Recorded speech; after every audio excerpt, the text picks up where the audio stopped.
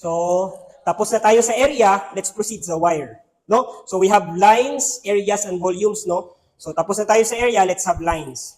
So, ano yung gagawin natin dito? So, we have a wire bent into a shape, triangular shape, no? With segments AB, BC, and CA. So, sa lines, yung gagawin natin, the same pa rin. Gagawa tayo ng table, no? So, yung table natin is composed of AB, BC, and CA. So, the same, sa first column, kung area, dito naman, the length of every line, no? So, ano yung length AB? Makikita nyo naman, it's 24. Length BC, length CA sa, we have 10. How about length BC? Paano natin ito makukuha? Pythagorean theorem. No? Using Pythagorean theorem, I know na, alam nyo na no, mag-Pythagorean, so hindi na i-discuss. No? Merong iba mga 161 na, iba yung teacher nila, no? Nakaproceed sila sa 164 ko nang hindi alam paano mag-Pythagorean. Hindi alam paano mag-Sokatowa. Uy, bakit nakaabot sila ng 164 sa Akuha ba na hindi alam mag-Pythagorean at saka Sokatowa? No? Hopefully, sa section na to, wala. Oh, wala. I mean, alam lahat. No? Wala. No? So, ayan lang. So, sige, diretso na tayo. So, we have here 26. So, how about the X bar, Y bar? Paano natin yan ilolocate? No? For a line, ayan, line AB natin, yung centroid, syempre, located at the very center. No? Ito din, yung centroid niya, located sa center. Ito yung centroid ni CB, located sa center. No? Now, ano yung Y bar ni AB? Palagay nyo, ano yung Y bar ni AB? Y bar. Y bar ni AB?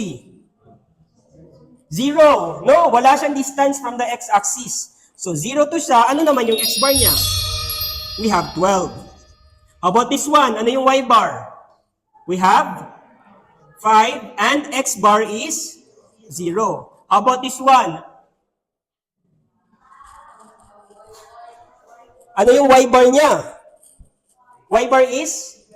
Okay, 5. And then x bar is? We have 12. So, ayan lang. No? So, i-multiply lang natin to. X times L, we have here 288. No? 288, 312, 0. This one here, we have 0, 130, and 50. So, ayan lang, no? Ano yung next step dito? We have summation of L that is equal to, isum up natin to lahat, walang negative, no? So, we have here 60. Ito din, we have summation of X bar L, this is equal to 600. And summation of Y bar L, we have here 180. No? So, ayan lang. So, to get the centroid, ano yung formula ng X bar ulit? We have summation of XL over L.